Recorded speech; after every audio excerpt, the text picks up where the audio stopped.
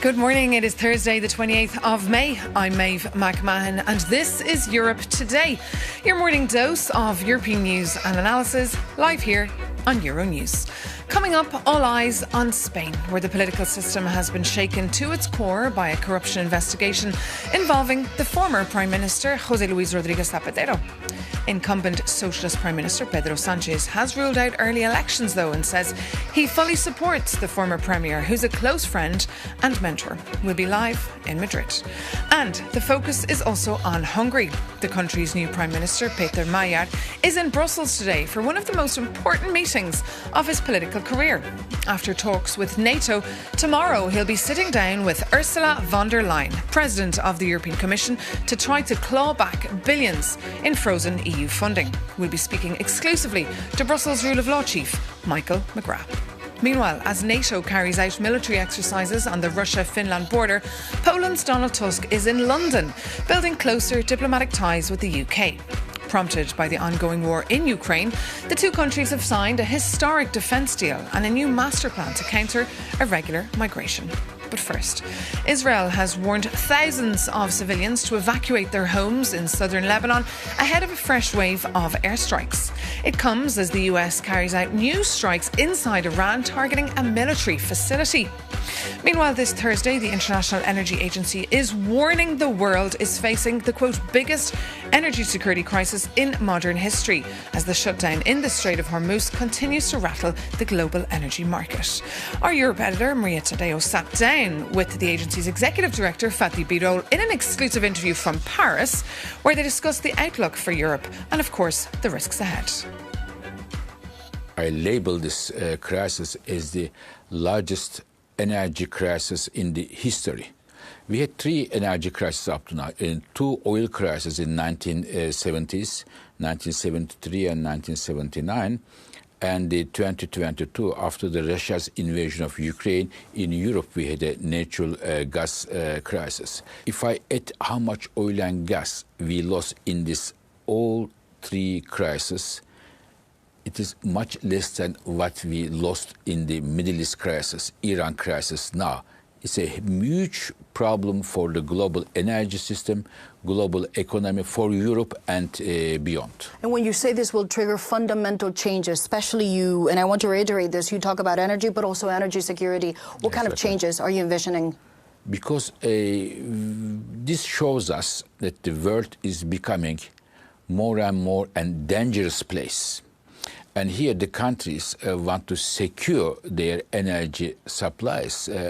And this would mean that the countries will review their energy strategies, which technologies, which fuels they are going to choose, and with which countries they are going to work, from which countries they import energy, for example, and they are going to review their energy strategies, and this will have major implications for the investment and beyond. And some would argue no continent has paid such a high price over its strategic dependencies than Europe. But before we get into that, I also want to ask you, for European viewers, in mid-April, you made some comments which obviously made a lot of headlines, certainly in Europe, about jet fuel. You warned that in 6 weeks there could be no jet fuel. That created a lot of anxiety among finance ministers and also just Europeans who thought, this summer, am I going to be able to go on vacation? Am I going to be able to pay for fuel tickets? What is the situation now? Because from the outside, it seems that very stressed out scenario did not fully manifest. But is it the case? Yeah. So the reason I said this is very simple. Europe imports about 75% of its jet fuel from Middle East normally, and it is not finished. And when we look at our stocks, jet fuel stocks, they are diminishing. And we said that if Europe cannot find new sources of imports, we are going to have major problems in terms of flying. Now, in the meantime, Europe was able to get some jet fuel from United States and from Nigeria to compensate this gap from Middle East. So, which means that we are now sort of okay when we are entering the traveling season, but we are going to pay much higher for flying here or there. And of course, that takes us to the idea that this is not necessarily a supply crisis, but a price crisis. I do want to ask you... Exactly. But also, let's don't forget that many companies, after I made this announcement, many companies, the Lufthansa, the Scandinavian, the Ryanair, and all of them, KLM, they cut their flights. And they cut their flights. And just on this point, because I think this is very important, some, certainly in Brussels, believed that statements like that, they were contributing to fear-mongering. Yeah. Is that something that you would go, no, this was my duty and I had to say what I said and I stand by those comments? Our motto is very clear, no fear, no favor. We look at the data, we say, give a wake-up call to the countries, and if we didn't give this wake-up call, they wouldn't rush to get from Nigeria and United States, and thanks to them, thanks to this our wake-up call, they were able to get some jet fuel from US and Nigeria, which barely now addresses the problem. So in that sense, is the situation, the outlook now for Europe, looking relatively better compared to 2 months ago, or is this still uncertainty? Because we're seeing the Commission just got their forecast for growth this year. Yes, I wouldn't say better, but less worse than before. And what does that mean this year? What are the scenarios that you paint? Until, of course, we don't know what will happen with the Strait of Hormuz. I very much hope that very soon we get a fully and unconditional opening of Strait of Hormuz. If it doesn't happen, the problem with the jet fuel and diesel and beyond will be with us for weeks to come. And that was Fatihom Birolom there, the head of the International Energy Agency. And you can catch the full interview tonight with Maria Tadeo on Euronews. But now to Finland, where NATO is conducting military exercises close to the Russian border this Thursday, amid ongoing concerns in Baltic states about increased drone incursions. Our NATO correspondent, Shona Murray, is on the ground and is joining us live this morning from Finland, just 30 kilometres from the border with Russia. Good morning, Shona. Just tell us about these drills, and are they actually responding to the drone threat?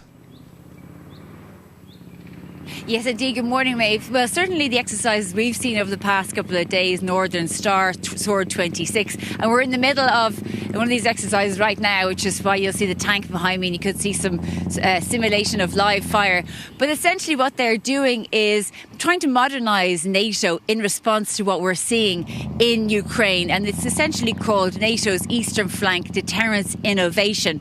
It includes things like traditional capabilities like the tank behind me, Chinook military helicopters, armed forces, but then of course, very important, advanced drone technology, reconnaissance drones, anti-personnel drones, because very much taking into account what's been happening here at the Finnish border and other Baltic states borders of the past few weeks, but also the past couple of years since the full-scale invasion of Ukraine. You've seen a lot of threats coming from Russian aggression. So what we also will see is basically a renewed cyber technology, autonomous zones, and effectively the drone wall we've all been talking about. But listen, take a listen to Major Matt Blueby from the US Army, who told me about this, what he calls a kill zone. A big part of that is not just our own drones, but us, having sensors, a system of networked sensors, all integrated together through the same mission command systems, and us linking those together gives us that ability, and so it gives us the ability to have an autonomous kill web that we have. So whether you have, say, incursions in Estonia, but systems in Latvia or Lithuania that can see those, then someone else can use their technology to take those threats out. So, Shona, the US is participating in this exercise. So does that mean they're fully committed to the NATO alliance? Yeah, it's a very important question, Maeve, because the Americans have actually led the Sword 26 part of the exercise, which is very important. And as I said, deals with NATO's eastern flank, and it's also about innovation. So it is about the future. Having said all that, we know that the United States is withdrawing its capabilities from the future of NATO, essentially meaning that the US won't be supplying or won't make available capabilities to NATO in times of war or any sort of invasion. And that's very much a Trump administration decision. conversation because, as we know, the US has been a leading member of NATO for several decades and does very much take part enthusiastically in these exercises. But there is no doubt that it's not a philosophical conversation anymore. The US is pulling out of NATO, and basically the rest of NATO has to pull up its socks and basically try to fill that gap of those capabilities in the future. Maeve? OK, Shona Murray, thank you so much for that live broadcast there from the Finnish-Russian border. And now these exercises and the recent expansion of NATO are all down to the fact that Russia invaded Ukraine illegally back in 2022 and shows no signs of backing down. For more on the high stakes of these security threats, our Ukraine correspondent Sasha Vakalina spoke to the former Prime Minister of the country, Arseniy Yatsenyuk. Europeans have to realize that this war relates not only to Ukraine. They are going after every single European citizen, every single European country. So, and Ukraine actually today is on the front line of defending both Ukraine, because we are defending ourselves, and defending the European Union. The real understanding comes only in case if you feel it, if you see it, if you can listen to an air raid siren. We are living in a completely new world, and on the one hand, I wish every single European citizen to be in safety. On the other hand, I wish all of us to realize that you folks can be safe only in one case: if we as Ukrainians win this war, period. You met Putin. Correct. What's your take as somebody who actually met Russia's president? Should there be the negotiating table, let's say, with the EU represented either by Kaja Kallas or Antonio Costa? That's another name that's been circulating in Brussels. Let me go back to square one. First, please do not underestimate this war criminal. He's not an idiot. He's a KGB operative. He has changed definitely dramatically in the last decade, no doubt. But he still has quite effective top military and security brass. So he's less strategic, he's more tactical. And he always has the sense of whether you are weak or you are strong. So he makes a sniff test of each person he meets. But whether we have an ability and whether do we have a chance to outplay him, yes, we do. No doubt. And now we move on to Spain, where anti-corruption police have raided the headquarters of the ruling Socialist Party in Madrid. The heat is on current Prime Minister Pedro Sánchez, who's facing public criticism from a string of corruption scandals involving his close contacts. For more, we can cross now live to Madrid, where Euronews correspondent Rafael Salido is standing by for us outside the seat of the Socialist Party. Good morning. Just tell us about the raids that took place there yesterday. Hi, good morning, Maeve. So yes, once again, here in Spain, yesterday we woke up to the news of yet another investigation involving the ruling party, the Spanish Socialist Party.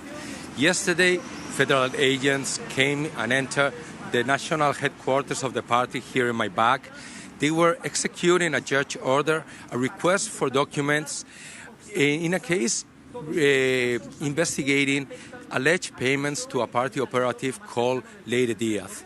From the party, they insist that this was just a request of documents, not so much as a formal warrant. However, at the same time that the policemen were in the headquarters, the authorities were executing several search warrants in private homes of people supposedly involved in this investigation. The purpose of this investigation, which is still under gag order, is to find out whether Diaz was acting on her behalf or she was receiving instructions from the party or even the government.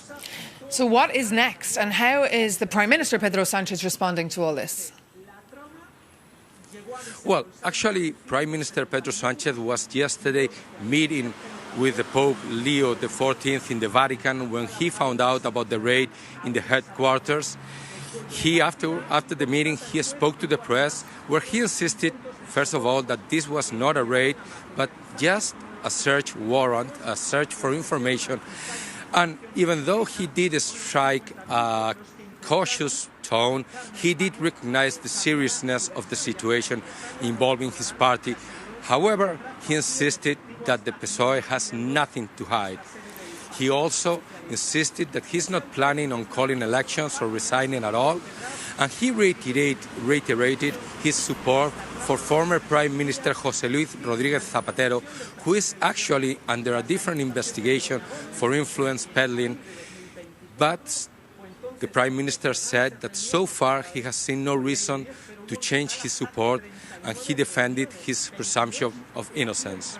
However, Prime Minister Sánchez pledged to fully cooperate with the investigation. Let's listen. Aparentemente, estamos hablando de un Apparently, we're talking about an administrative requirement, not a police search warrant. digamos, minusvalorar la gravedad I don't want to downplay the seriousness of the investigation that the National Court is currently conducting, and I can tell the Spanish public that we're fully cooperating with the justice system. Total colaboración con la justicia. Prime Minister Pedro Sánchez there on a story being, of course, very closely watched here in Brussels. And now for the view from the European Commission headquarters, the Berlaymont. Coming up, we'll be joined by Michael McGrath. That's Ireland's European Commissioner in charge of rule of law, democracy, justice and consumer protection. An Irish Fianna Fáil politician, Michael McGrath, was a senior government minister in the past, including the country's finance minister until 2024. So we're pleased to have you with us today in the studio. You're welcome. Thank you, Maeve. Good to be here. So as I said, we're following here in Brussels that story in Spain very carefully. Spanish people are shocked. As the Commissioner for Democracy and Rule of Law, what is your reaction to this kind of scandal? Well, clearly we don't comment on individual cases, but the policy of the European Commission towards corruption is very clear. We have to have a zero tolerance policy across the European Union.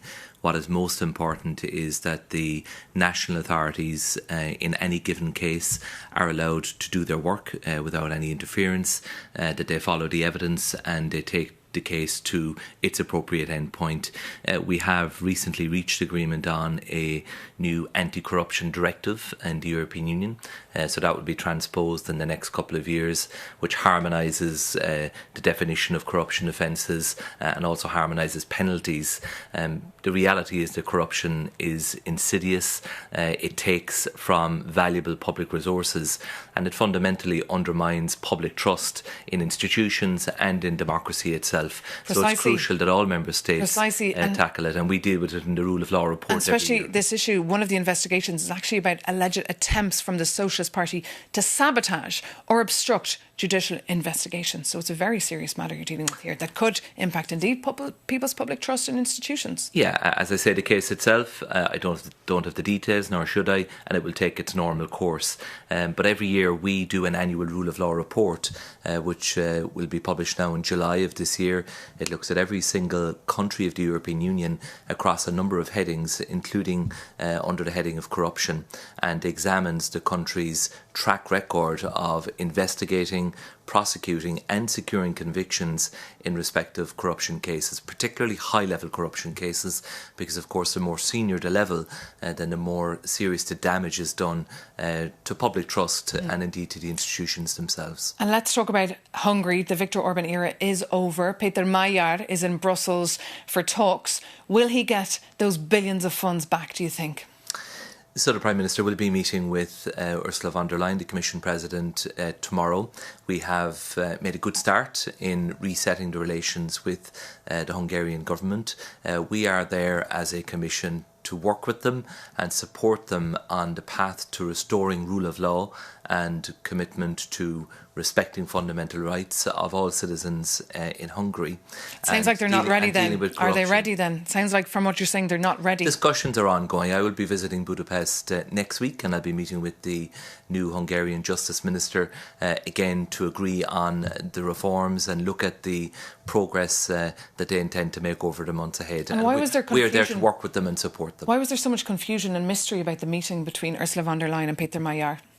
I'm not sure there was mystery or confusion, but these things often are only nailed down quite late on. That's the reality. Will they have dinner? Given schedules and timetables. I don't know the detail of their engagement, but the important thing is that they will meet and they will continue the substantive discussions on the issue at hand, and that is about how the European Commission can support the new Hungarian government in their efforts to restore rule of law in Hungary and ensure that the necessary reforms can be implemented. So we will support them, and so far they have demonstrated a very clear and steadfast commitment on this path, which will help to serve the best interests of the Hungarian citizens at the end of the day. And just back on your file, when it comes to tech, etc., you'll be coming out soon with a proposal to wean off our dependency on big US tech, promote our own homegrown cloud technology, etc. Can you confirm this plan?